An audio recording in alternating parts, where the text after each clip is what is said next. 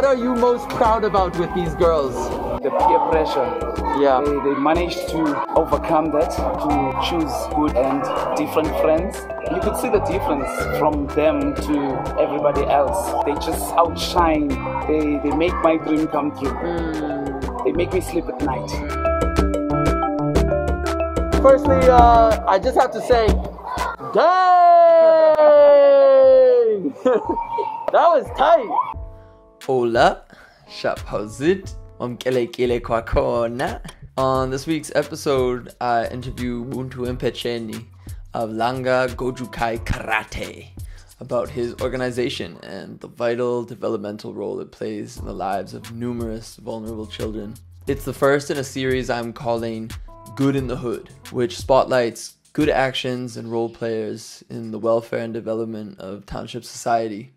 Townships have, for a range of very poor reasons, been written off by suburbanites and the dominant culture as crime-ridden, dirty, backwards places. We can debate to what extent that is true today and will be true tomorrow.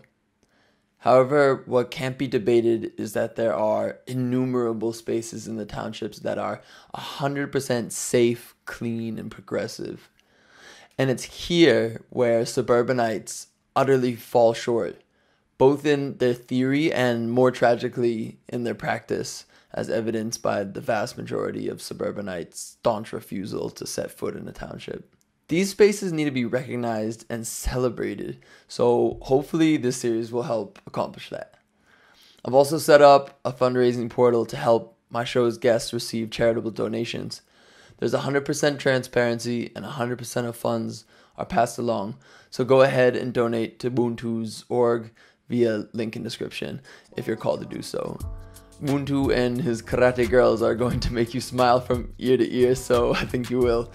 Remember, by liking and subscribing, you tell the algorithm to show this important video to more people, which is crucial to amass the level of support required to change lives. Alright, without further delay, Masambe!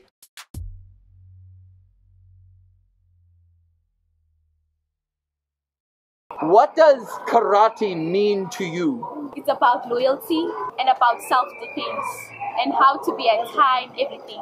Karate is about discipline, being on time, being self-defensive. Karate is all about ownership, respect, leadership, and there's a lot of things that we learned here. It's the basic things of life, actually. And you've already seen it help you, like, out there in the world. It has helped me in a lot of things. Wow. And how about Gempilo Yenu, Ekasi, and Yonkinto? It keeps out from drugs as we spend most of our time here than in the streets. So it keeps you away from people that are mean to you. It keeps you calm. It keeps you being on time in karate or in being in jobs. It keeps us away from drugs, smoking, being on the streets, being undisciplined and misbehavior. Love it. He's loving it. He's loving it. You know what I love most about karate? It's not about who's rich, who's good, who's poor. When we get there, we wear the same ugly, dirty white clothes, and we have the same goal. We want to sweat, we want to get fit, we want to get better, we want to be together. So that's what we do outside. We don't say, I don't talk to that one, he's a schoolie. I don't talk to that one, he's a taxi driver. We so humble that we treat everyone the same. That's why we get to get along with everybody. I leave my car here, and everyone is looking up for it, like looking up to it. No, don't touch that Sensei's car. Don't do that. Don't do. That's Sensei's child. That's Sensei's student. You know, everyone around me gets to be a little protected, I would say, only because of the respect I give to the people. Brother, how many people are in your program? Yo! On the books we are 67. 67. Yeah, we are 67, but sometimes we go close to 100. Wow. And then because of none of the support from their parents, and some they struggle to get here. You know, so it's dangerous. They can't go past a certain area. Of course. So I can say we're 67, and we try and separate classes into 3. So some train their hour from 5. We start from 5 and finish at 8. So we have 3 different classes. When did you start the club? I started with her 2013. It's been 8 years. How old were you when you started?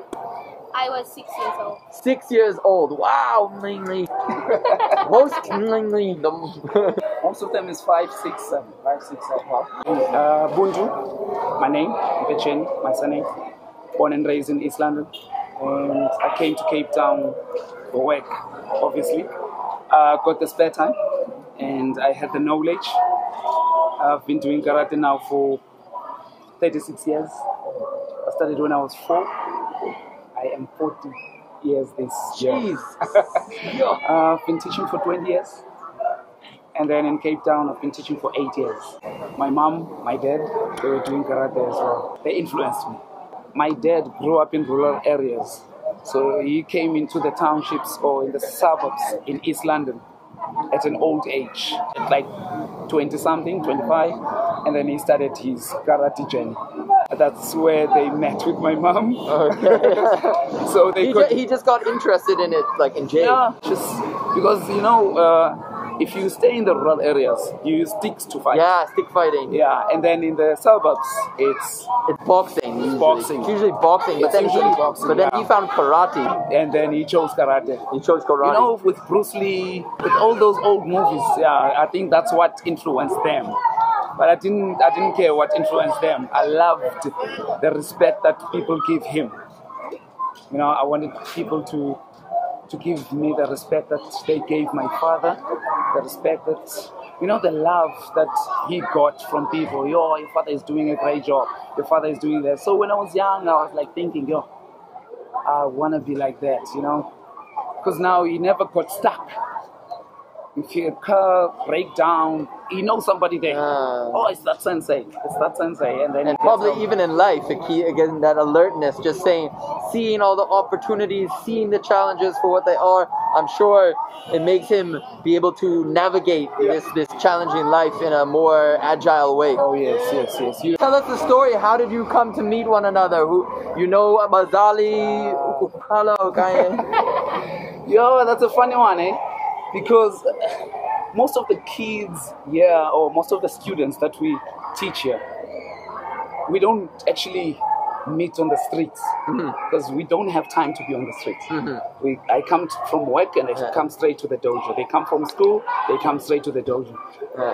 It's from a friend who knows a friend. All the time it's from a friend who knows a friend. And then the friend who was here will disappear, and the friend who was introduced to us will stay. So it's all about the choices one makes. And in that fact, I would like to thank their parents, because, you know, if their parents don't support them when they're home, that you need to go there. It's a good place to be. Then this would have been dead long time ago. So this is how we met. I've been here. They were told by friends who know friends. My friends saw the potential in me, the confidence, the strength and the courage to be in karate.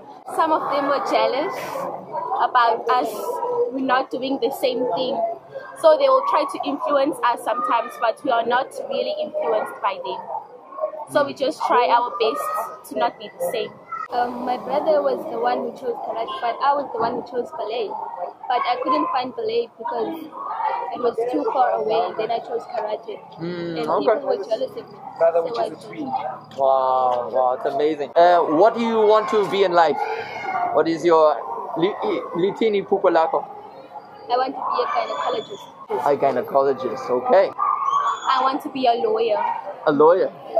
Amazing. Wow, that's awesome. I want to be a chain accountant. Okay. Alright, I feel you, girl.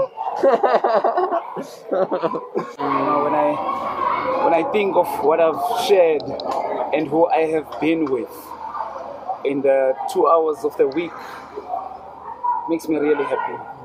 So I love what I see, and I would love to see them getting into my age and to 50 years of age doing this together.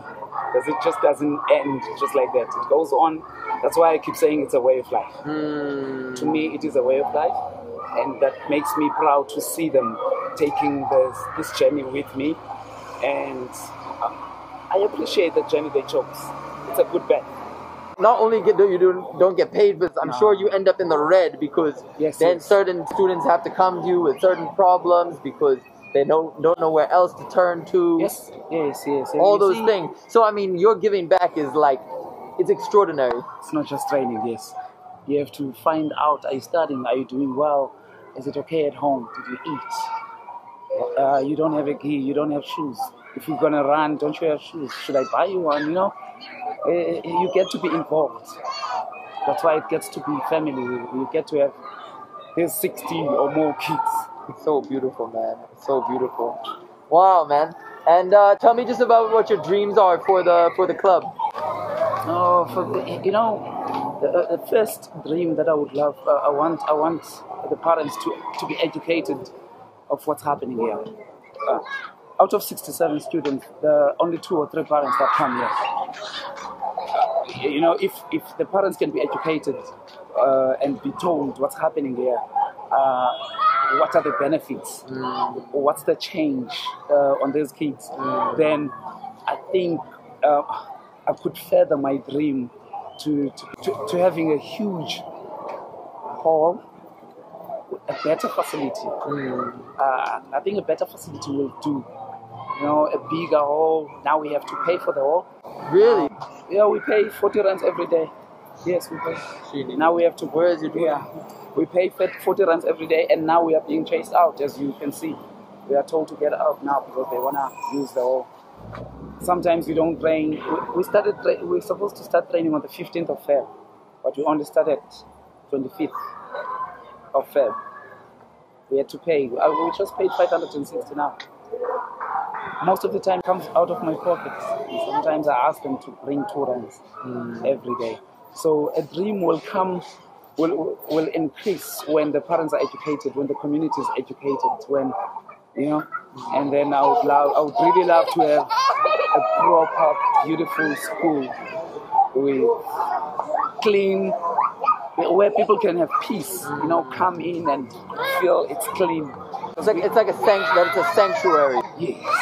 If that can happen, then that will change my life. It will change their lives. Makes sense, my friend. Wow, it's so beautiful. My hope is that when people see your incredible passion and your incredible desire to make a change in these kids' lives, and not just desire, but commitment, my friend, and unreasonableness. Most reasonable people would say, let me keep my money to myself because what is this paying back?